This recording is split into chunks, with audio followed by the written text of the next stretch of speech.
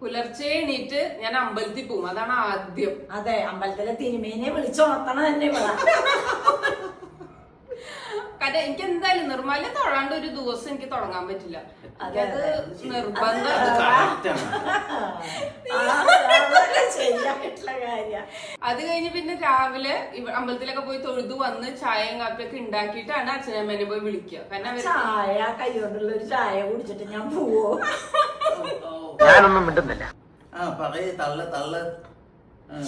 നിങ്ങള് സീരിയസ് ഔട്ടാ.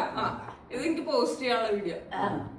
അത് കഴിഞ്ഞിട്ട് പിന്നെ അമ്മയുടെ കാര്യങ്ങൾ നോക്കണം, അമ്മൂമ്മയെ കൊണ്ട് കുളിപ്പിക്കണം, ഇതെല്ലാ കാര്യങ്ങളും ചെയ്യും. അമ്മൂമ്മ കേക്കണ്ടതൊന്നും പാവം. അറ്റാക്കായി വീഴും മറയും കട്ടിലും വന്ന്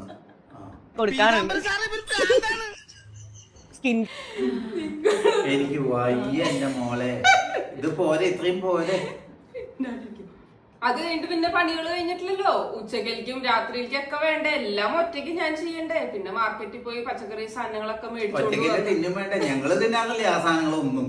അല്ല, തൃപ്പൂണിത്തുറ മാർക്കറ്റ് എവിടെയാന്നറിയോ?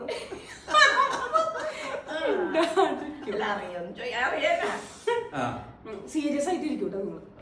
അത് കഴിഞ്ഞ് ഈ ഉച്ചക്കലേക്കുള്ള ഭക്ഷണവും കാര്യങ്ങളെല്ലാം കഴിഞ്ഞ് വൈകുന്നേരം ചായ കുടിക്കുന്നതിന് മുമ്പ് അച്ഛന്റെ വണ്ടി എല്ലാ ദിവസവും വൈകുന്നേരം കഴുകി. അത് ശരിയാ, അത് കണ്ടാ എനിക്ക് കൊതിയാ, വണ്ടിയിൽ ഇരിക്കാൻ തോന്നില്ല. മോളെ പോരെ, നിർത്തിക്കൂടെ തള്ളു. നിങ്ങളെ കൊണ്ട് ചെയ്യാൻ പറ്റില്ല, ഞാൻ നിർത്താം. ശരി, അപ്പൊ ബൈ.